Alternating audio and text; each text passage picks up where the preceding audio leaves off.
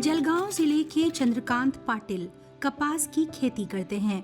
3 साल पहले वे बीमार पड़े, अस्पताल के कई चक्कर काटे, लेकिन सेहत गिरती गई। खोकला आणि बारीक मुझे बहुत खांसी होने लगी थी, ठंड लगती थी, खासकर रात में। मुझे निमोनिया हो गया था। ब्लड टेस्ट में क्रिएटिनिन लेवल बहुत बड़ा हुआ निकला। डॉक्टर ने बताया कि मुझे गुर्दे की बीमारी है। तेव्हा मला समजून चुकलं होतं। पाटिल देश के इस इलाके के उन बहुत सारे युवा और स्वस्थ किसानों में से एक हैं जिन्हें अचानक गुर्दे की दिक्कतें हुई हैं। वजह साफ नहीं, लेकिन जलगांव में अपने पुरखों के गांव के दौरे पर इसे देख चुके मुंबई के गुर्दा रोग विशेषज्ञ डॉक्टर प्रशांत राजपूत के पास एक थ्योरी है।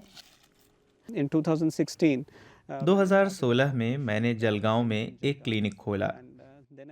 तब मुझे एहसास हुआ कि गुर्दे की बीमारी की शिकायत के साथ बहुत से मरीज आने लगे थे, with chronic kidney disease, जबकि उन्हें पहले कोई और बीमारी नहीं थी। and that's what तभी मुझे लगा think कि that, निश्चित रूप से there ये is मरीज definitely कीटनाशकों impact, और of खरपतवार नाशकों के exposure, दुष्प्रभावों की of, चपेट में आ रहे थे, pesticides और तभी and शरीर herbicides बीमारी to से diseases लड़ नहीं पा which is रहा था। leading to autoimmune disease and the chronic kidney disease. Jalgaon जिला मुंबई से करीब 400 किलोमीटर दूर है और यहाँ करीब 1500 परिवार रहते हैं। मुख्य पेशा खेती है। जमीन यहाँ की उर्वर रही है। 2 नदियाँ यहाँ से होकर गुजरती हैं। किसान यहाँ मक्का, कपास और कई तरह के फल और सब्जियां उगाते हैं, लेकिन अब मुख्य फसल वही होती है जिससे उन्हें ज्यादा से ज्यादा पैदावार मिल सके। खेती यहाँ सघन कार्य है। नकदी फसल पर जोर है, लिहाजा केमिकलों का इस्तेमाल भी धड़ल्ले से होता है। इसीलिए डॉक्टरों को कई तरह की स्वास्थ्य समस्याएं पैदा करने वाले संकेत मिल रहे हैं। सेहत ही नहीं, मिट्टी पर भी असर पड़ा है। मृदा विशेषज्ञ केबी पाटिल के मुताबिक मिट्टी की गुणवत्ता गिर गई है। उसके सबसे अहम कामों को अंजाम देने वाले तत्व भी गायब हो रहे हैं। जलगांव में मिट्टी का जैविक कार्बन 0.2% पर आ गया है। इसे कम से कम 0.5 या 0.7 या 1% होना चाहिए।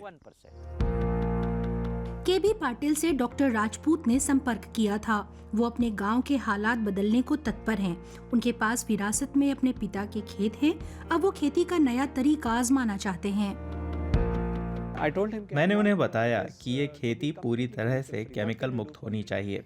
आप क्या कर सकते हैं मेरे लिए? वो बोले, हाँ, हम पौधों के ठीक बगल में खाद तैयार कर सकते हैं। लेकिन मैंने पूछा कि ये कैसे होगा, तो उन्होंने कहा, है एक तरीका।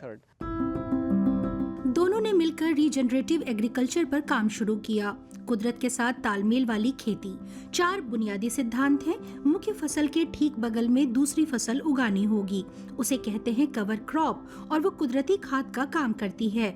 उस फसल की जड़ें केचुओं और मिट्टी के दूसरे जीवों की भोजन में मदद करती हैं। इससे मिट्टी ढीली हो जाती है। ये खाद बनाने की प्रक्रिया के लिए जरूरी शर्त है।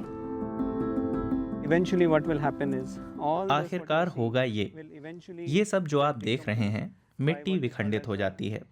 उसे जियोकेमिकल ब्रेकडाउन कहते break हैं। down and this actually provides उससे मिट्टी को पोषक तत्व मिलते हैं। soil fertility मिट्टी की उर्वरता में सुधार होता है, actually goes up और multifold केमिकल खेती की than तुलना में your उत्पादकता actual, कई गुना बढ़ chemical जाती है। farming. And what आपको you मिलती get है ये is काली गाढ़ी this मिट्टी जो dark बहुत ज्यादा soil, कार्बन which संपन्न is, होती है। very very rich in carbon. So this is electrochemical conversion ऊर्जा of, मिट्टी में इस the चिपचिपे electrochemical पदार्थ में energy बदल जाती है, into जो this, कई दशकों तक sticky substance कायम in रहती soil, है।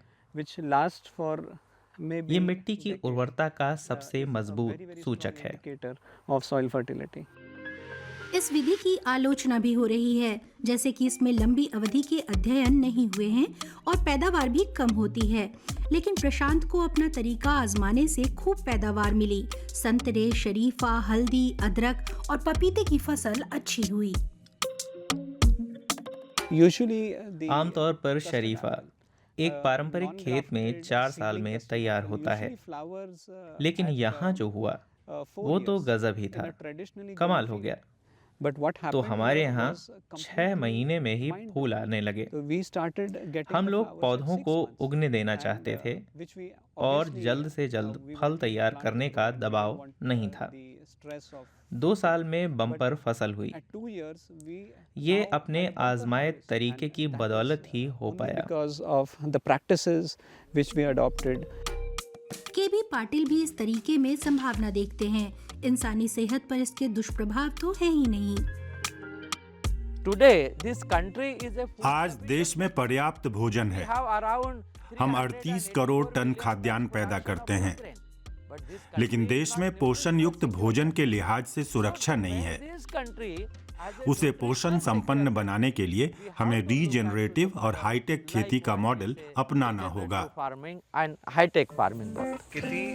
प्रशांत राजपूत अब जलगांव के दूसरे किसानों के साथ भी रीजनरेटिव तकनीकों के बारे में अपने सबक साझा कर रहे हैं। सबसे पहले उनकी बातों पर भरोसा करने वाले थे किसान चंद्रकांत पाटिल, जिनकी सेहत में तब से अब तक काफी सुधार आया है।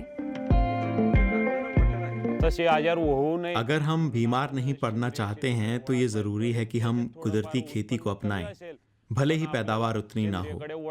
अगली पीढ़ी को भोजन देने की जिम्मेदारी हम पर है। इसीलिए केमिकल मुक्त फसल उगाना हमारे लिए ज़रूरी है। अगर हम ये पेस्टिसाइड डालते हैं तो पौधों में विटामिन और पोषक तत्व खत्म हो जाते हैं। नई पीढ़ी को स्वस्थ रखना हमारा काम है, इसलिए हमें प्राकृतिक खेती अपनानी ही होगी। सेंद्रिय शेतीकडे लोकांना वळावं लागणार आहे। प्रशांत कई किसानों से मिलते हैं, खासतौर पर उन इलाकों के किसानों से जहां बड़े पैमाने पर रासायनिक खाद डाली जाती है। Everybody हर किसी को सुरक्षा चाहिए, वित्तीय सुरक्षा भी चाहिए। एक बारगी हमने ये दिखा दिया कि हम ये कैसे करते हैं और ये रही हमारी कमाई, हमारा लाभ। तो बहुत से किसानों को एहसास होने लगा कि हाँ, यही सही तरीका है। or cut the inputs. आर्थिक स्थिरता के साथ साथ किसान अपनी सेहत पर भी ध्यान दे रहे हैं। रीजनरेटिव खेती उनके फायदे का एक जरिया हो सकता है।